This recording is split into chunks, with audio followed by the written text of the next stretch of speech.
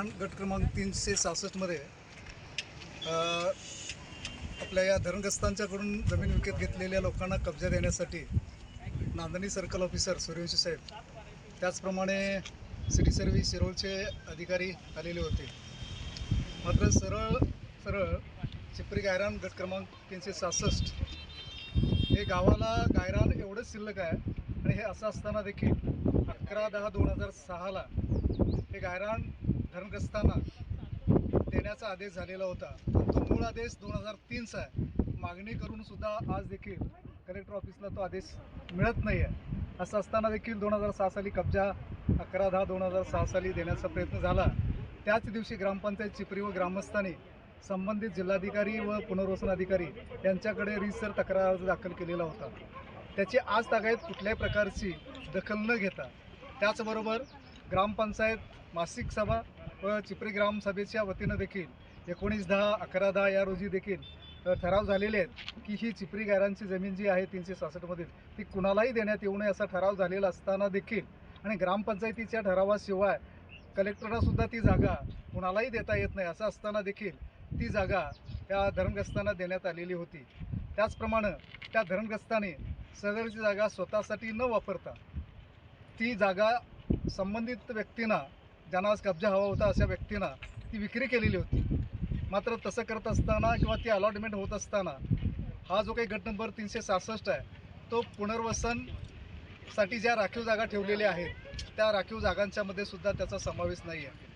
फक्त या 366 या गट नंबरमध्ये 5 एकर जागा ही चिपरी धनगर समाजाला मेंढवाड्यासाठी म्हणून देण्यात आलेली आहे. त्या व्यतिरिक्त कुठेही कुणालाही देण्यात आलेली नव्हती. असं असताना देखील आज जो काही प्रकार झाला त्यामध्ये जे काही नकाशे तयार करण्यात आलेले सिटी सर्व्हे ऑफिसर्सकडून त्या नकाशांच्यामध्ये तफावत दिसते. 2022च्या नकाशामध्ये एक वेगळाच भाग दिसतो. 2025ला जो काही नकाशा तयार केलेला वगैरे आहे तो तर संबंधित लोकांना मिळालेलाच नव्हता. त्या संदर्भात मागणी केलेली होती किंवा तो नकाशा द्यावा, तोपर्यंत हे जे काही कब्जेपट्टीचा जो काही घाट घातलेला आहे तो त्यांनी थांबवावा असं लेखी मागणी करून सुद्धा आज तो कब्जा देण्यासाठी आलेले होते. मात्र संबंधित त्या सिटी सर्वेच्या ऑफिसर्सना त्या नकाशांचा काही मेळ घालता आलेला नव्हता आणि ती हद्द काही फिक्स करून देता आलेली नव्हती. त्यामुळं सर्कल साहेबांना तो काही कब्जेपट्टीचा कार्यक्रम आहे तो काही करता आलेला नाही. त्या पद्धतीनं ते स्वतःहून काय केलेले आहेत की कब्जा न देता इथून निघून गेलेले आहेत. हा सर्व प्रकार जो झालेला आहे तो ग्रामपंचायतीच्या कुठल्याही प्रकारच्या NOC शिवाय झालेला आहे. आणि या संदर्भात काही दिवसातच चिपरी गावचे नागरिक हे काय करणार आहेत, आमरण उपोषणासारखा. त्याचप्रमाणे त्यातूनही न्याय नाही मिळाला तर न्यायालयीन लढाईचा देखील चिपरी ग्रामस्थ विचार करत आहेत. एका 2-4 दिवसामध्ये त्या संदर्भामध्ये ग्रामसभासुद्धा होईल, त्यामध्ये सगळे ठराव होतील. प्रशासक मंडळ आहे त्यामध्ये सुद्धा ठराव होईल आणि न्यायालयीन लढाई त्याचप्रमाणे लोकशाही मार्गाने उपलब्ध असणारी जी काही लढाईची साधनं आहेत ती सुद्धा इथं अंमलात आणून चिपरी गावाला गायरान हे मिळालंच पाहिजे. चुकीच्या पद्धतीनं ताब्यातून गेलेलं, कारण याचा परिणाम असा झाला की चिपरीच्या गावच्या विकासासाठी शाळा, पाणीपुरवठा योजना, दवाखाना वगैरे असतील त्यासाठी जागाच उपलब्ध नाही. आणि म्हणून परवा जलजीवन योजनेसाठी पाण्याची टाकी बांधण्यासाठी जागा उपलब्ध नव्हती.